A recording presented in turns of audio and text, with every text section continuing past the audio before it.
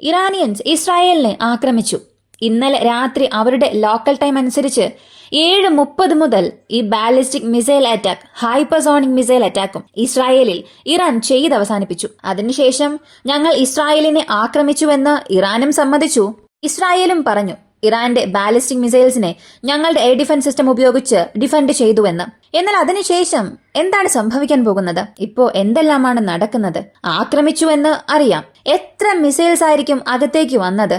എത്ര മിസൈൽസിനെ ഡിഫെൻഡ് ചെയ്തിട്ടുണ്ടാകും? സത്യത്തിൽ എത്ര സ്ഥലങ്ങളിൽ ഇവ കാരണം ആഘാതം സൃഷ്ടിച്ചു? ജോർദാൻ ഇതിൽ വലിയൊരു റോൾ പ്ലേ ചെയ്തിട്ടുണ്ട്. ഇറാനെതിരെ ഒരുപാട് മിസൈൽസിനെ ജോർദാൻ എയർ സ്പേസിൽ വെച്ച് ഇന്റർസെപ്റ്റ് ചെയ്തിട്ടുണ്ട്. ഇപ്പോ ജോർദാൻ എതിരെ ഇറാൻ സത്യത്തിൽ വലിയ രീതിയിൽ രോഷാകുലരാണ്. അടുത്ത് ഇസ്രായേലിന്റെ പുതിയ സ്റ്റേറ്റ്മെന്റ് ആണ് സത്യത്തിൽ ഇവിടെ ഒരു യുദ്ധം വരുമോ എന്ന് തന്നെ തീരുമാനിക്കാൻ പോകുന്നത്. ഇറാന്റെ ന്യൂക്ലിയർ സൈറ്റ്സിനെ ലക്ഷ്യം വെച്ചിട്ടുള്ളതായി ചില റിപ്പോർട്ടുകൾ പുറത്തു വന്നു. അപ്പോ ഒക്ടോബർ 7 ഹമാസിനും ഇസ്രായേലിനും ഇടയിൽ ആരംഭിച്ച ഈയൊരു പ്രശ്നം ഇസ്രായേൽ വേഴ്സസ് ഇറാൻ എന്ന രീതിയിലേക്ക് ഒരു വർഷത്തിൽ മാറി. തീർച്ചയായും അടുത്ത് ഒരു റീജിയണൽ വാർ സംഭവിക്കാനുള്ള സാധ്യതകൾ ഇവിടെ ഏറെയാണ്. ഇവയെക്കുറിച്ചെല്ലാം നമുക്ക് ഈ ഒരു വീഡിയോയിലൂടെ വ്യക്തമായി നമുക്കറിയാം.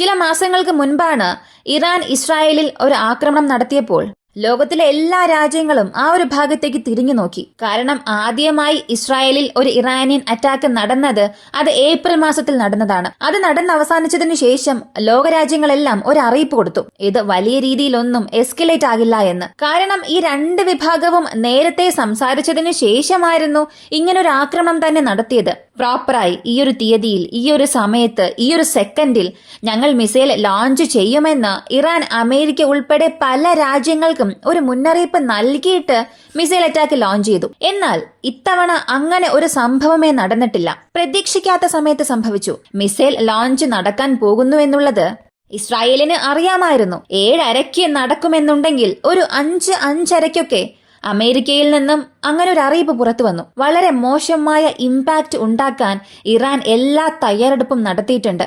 ഇസ്രായേലിനെ വളരെ ഭീകരമായ രീതിയിൽ ആക്രമിക്കാൻ പോകുന്നുവെന്നുള്ള ഒരു മുന്നറിയിപ്പ് അമേരിക്ക നൽകി. അമേരിക്ക അവിടെ ഒരു ഉപദേശമല്ല നൽകിയത്, ഒരു വാണിംഗ് ആണ് നൽകിയത്. ഇതിലൂടെ ഒരു കാര്യം മനസ്സിലായിട്ടുണ്ടാകും, കഴിഞ്ഞ തവണ ചെയ്തതുപോലെ ഇറാൻ ഇത്തവണ പദ്ധതി ഇട്ടില്ല.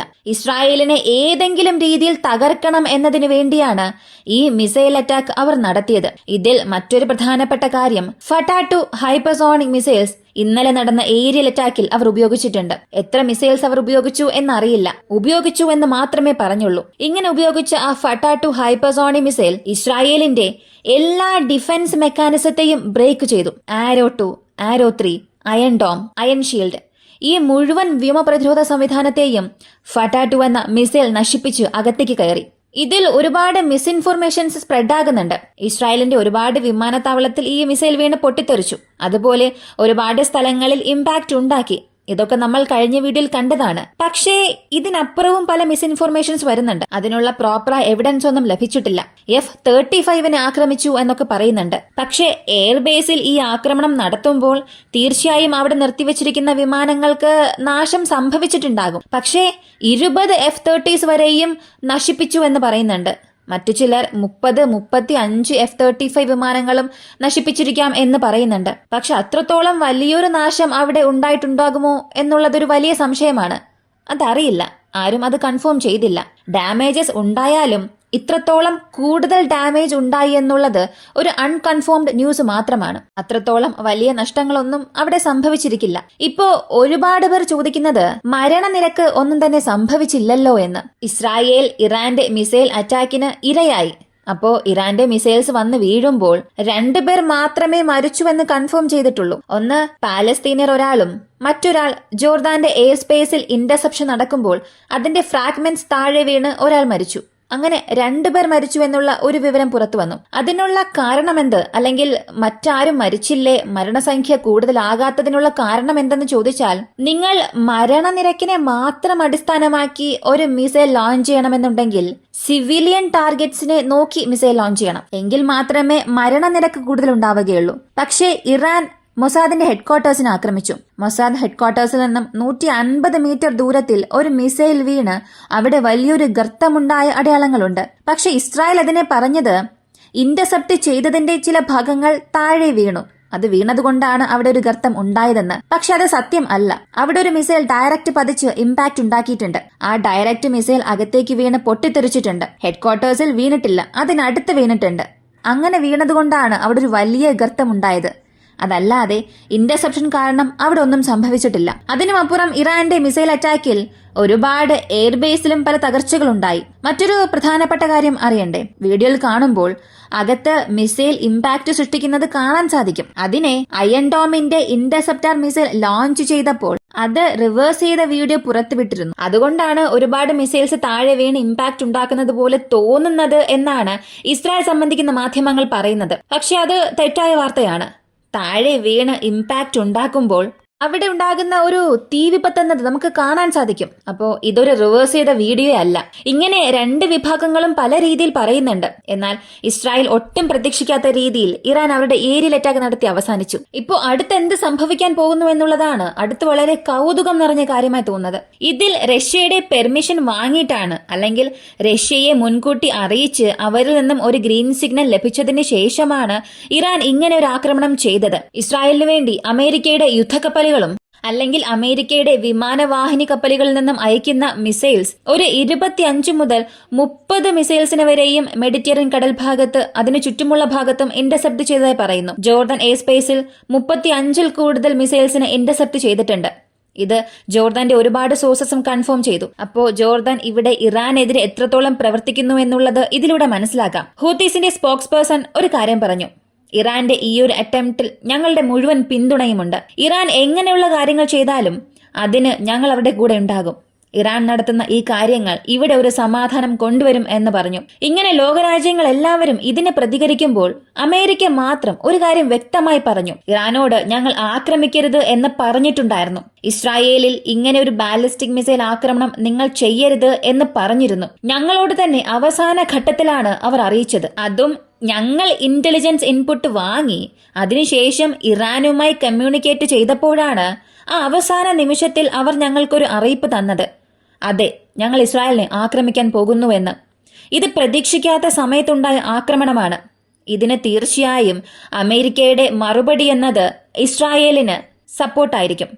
ഇസ്രായേൽ എന്ത് ചെയ്താലും, ഇറാനെ എങ്ങനെ തിരിച്ചടിക്കണമെന്ന് ഇസ്രായേൽ ചിന്തിച്ചാലും അതിന് തീർച്ചയായും ഞങ്ങൾ സപ്പോർട്ടായിരിക്കും എന്ന് പറഞ്ഞു. അടുത്ത് ഇസ്രായേലിലേക്ക് വരികയാണെങ്കിൽ ഇസ്രായേലിന്റെ പ്രൈം മിനിസ്റ്റർ, പ്രതിപക്ഷ നേതാക്കൾ, വാർ ക്യാബിനറ്റ്, സെക്യൂരിറ്റി ടീം ഇവർ എല്ലാവരും ഒരേ ഒരു കാര്യം മാത്രമാണ് പറഞ്ഞത്: ഇറാൻ ചെയ്യരുതാത്ത ഒരു കാര്യം ചെയ്തു. വളരെ പെയിൻഫുള്ളായ റെസ്പോൺസ് ഞങ്ങൾ നൽകും. നമുക്ക് ഇത് ചെയ്യണ്ടായിരുന്നു എന്ന് ചിന്തിക്കേണ്ട രീതിയിലുള്ള ഒരു തിരിച്ചടി ഞങ്ങൾ നൽകും. ഇറാന് ഇപ്പോ സമയം ശരിയല്ല.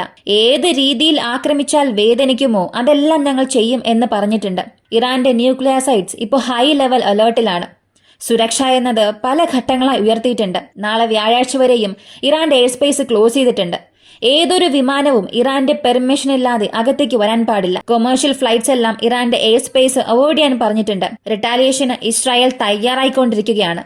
തീർച്ചയായും ഇസ്രായേലിന്റെ റെസ്പോൺസ് എന്നത് ഇറാന് ഹെവിയായി തന്നെ ഉണ്ടാകും എന്നും പറഞ്ഞു. ഇതിന് എങ്ങനെയായിരിക്കും ഇറാൻ പ്രതികരിക്കാൻ പോകുന്നത്? പോരാത്തതിന് അമേരിക്കയും അകത്തേക്ക് വരാൻ പോകുന്നുവെന്നുള്ള ചില വാർത്തകൾ വരുന്നുണ്ട്. ഇസ്രായേൽ ചെയ്യുന്ന എല്ലാ കാര്യങ്ങൾക്കും ഞങ്ങൾ സപ്പോർട്ട് ചെയ്യുമെന്നും അവർ പറഞ്ഞു. അവസാനമായി അമേരിക്കയുടെ ബേസസിൽ ഈ സുലൈമാനി കൊല്ലപ്പെട്ടപ്പോഴാണ് ഇറാൻ നേരിട്ട് ഒരു ആക്രമണം നടത്തിയത്, അതും ട്രംപിന്റെ ഭരണകാലത്ത്. എന്നാൽ വീണ്ടും അതുപോലൊരു സാഹചര്യം അവിടെ ക്രിയേറ്റ് ആയിട്ടുണ്ട്. നേരിട്ട് അമേരിക്കയെ അകത്തേക്ക് വലിച്ചിടുന്നത് പോലുള്ള പല സംഭവങ്ങളും തുടർന്ന് നടക്കുകയാണ്. ഇപ്പൊ നേരിട്ട് അമേരിക്കയും ഇറാനും മല്ലിടുമോ എന്ന് ചോദിച്ചാൽ ഈ ഒരു കാരണത്തെ ചൊല്ലി അമേരിക്ക ഇറാൻ യുദ്ധം വരില്ല. അമേരിക്ക ട്രിഗർ ചെയ്യുന്ന രീതിയിൽ, അല്ലെങ്കിൽ അമേരിക്കയെ ഈ പ്രശ്നത്തിൽ തള്ളിയിടുന്ന രീതിയിൽ അമേരിക്കയിൽ ഇറാൻ ചെയ്യുന്ന ഏതെങ്കിലും ഒരു പ്രവൃത്തി, അല്ലെങ്കിൽ ഇറാൻ ചെയ്തതായി പറഞ്ഞ് അമേരിക്കയിൽ എന്തെങ്കിലും ഒരു സംഭവം നടന്നാൽ തീർച്ചയായും അവിടെ ഇറാൻ വേഴ്സസ് അമേരിക്ക ഉണ്ടാകും. അങ്ങനെ ഒരു യുദ്ധം വന്നാൽ അത് ഇസ്രായേലിനായിരിക്കും അനുകൂലമായി മാറുക. ഇവിടെ അമേരിക്ക വരികയാണെങ്കിൽ തീർച്ചയായും റഷ്യ അകത്തേക്ക് വരും. കാരണം റഷ്യ ഉക്രൈൻ യുദ്ധത്തിൽ ഇറാൻ പല രീതിയിൽ റഷ്യയെ സഹായിച്ചിട്ടുണ്ട്. അങ്ങനെയുള്ള സാഹചര്യത്തിൽ നേരിട്ട് റഷ്യ വന്നാൽ അത്രമാത്രം ഒരു മൂന്നാം ലോക മഹായുദ്ധത്തിൽ മാത്രമേ അത് അവസാനിക്കുകയുള്ളൂ. അപ്പോ അവിടെ ഇവിടെ കറങ്ങി വീണ്ടും മിഡിൽ ഈസ്റ്റിൽ ഒരു ചെറിയ തീപ്പൊരിയായത് ഇപ്പോൾ ഒരു വലിയ തീയായി മാറിക്കൊണ്ടിരിക്കുകയാണ്. ഇത് അണയ്ക്കാതെ വിടുകയാണെങ്കിൽ, അല്ലെങ്കിൽ ഒരു റിട്ടാലിയേഷൻ സ്ട്രൈക്കിൽ ഇറാന്റെ ന്യൂക്ലിയർ സൈറ്റ് ആക്രമിച്ചാൽ അതിനും ഞങ്ങൾ റിട്ടാലിയേഷന് തയ്യാറാണെന്ന് പറഞ്ഞിട്ടുണ്ട്. അപ്പോൾ ലോകരാജ്യങ്ങൾ എല്ലാം ചേർന്ന് ഈ സംഘർഷം അവസാനിപ്പിച്ചില്ല എന്നുണ്ടെങ്കിൽ മൂന്നാം ലോക മഹായുദ്ധം എന്നത് അവിടെ വരിക തന്നെ ചെയ്യും. ഓരോ വിഭാഗവും അവരുടെ അലയൻസിനെ ചേർത്തുകൊണ്ടിരിക്കുമ്പോൾ അമേരിക്ക ഡയറക്റ്റ് അകത്തേക്ക് വന്നാൽ തീർച്ചയായും റഷ്യ അകത്ത് വരും. അപ്പോൾ ഇവിടെ യുദ്ധം ഒഴിവാക്കാൻ കഴിയാത്ത ഒന്നായി മാറും. ഈ ഒരു വീഡിയോയെക്കുറിച്ചുള്ള അഭിപ്രായം കമന്റിൽ പറയുക. ഹൈടെക് എക്യുപ്മെന്റ്സ് അല്ലെങ്കിൽ അഡ്വാൻസ്ഡ് എയർ ഡിഫൻസ് സിസ്റ്റത്തെ എല്ലാം ഈ ഹൈപ്പർസോണിക് മിസൈൽ ഒന്നുമല്ലാതാക്കി മാറ്റി. അത് ഇപ്പോൾ നടന്നിരിക്കുന്ന ഇറാൻ ഇസ്രായേൽ പ്രശ്നത്തിൽ വീണ്ടും പ്രൂവ് ആയിട്ടുണ്ട്. ഇതിനെക്കുറിച്ച് നിങ്ങൾ എന്ത് കരുതുന്നു? റഷ്യ അകത്തേക്ക് വന്നാൽ ഈ യുദ്ധത്തിന്റെ പോക്ക് എങ്ങനെയായിരിക്കും? അല്ലെങ്കിൽ അമേരിക്ക അകത്തേക്ക് വന്നാൽ യുദ്ധത്തിന്റെ പോക്ക് എങ്ങനെയായിരിക്കും? മൂന്നാം ലോക മഹായുദ്ധം മിഡിൽ ഈസ്റ്റിൽ ഉണ്ടാകാനുള്ള സാധ്യതയുണ്ടോ? ഈ ഒരു വീഡിയോയെക്കുറിച്ചുള്ള നിങ്ങളുടെ അഭിപ്രായം കമന്റിൽ പറയുക. വീഡിയോ ഇഷ്ടമായ ലൈക്ക് ചെയ്യുക, ഷെയർ ചെയ്യുക. നമ്മുടെ ചാനൽ ആദ്യമായി കാണുന്നവരാണെങ്കിൽ മറക്കാതെ സബ്സ്ക്രൈബ് ചെയ്ത് സപ്പോർട്ട് ചെയ്യുക. മറ്റൊരു വീഡിയോയുമായി വീണ്ടും കാണാം.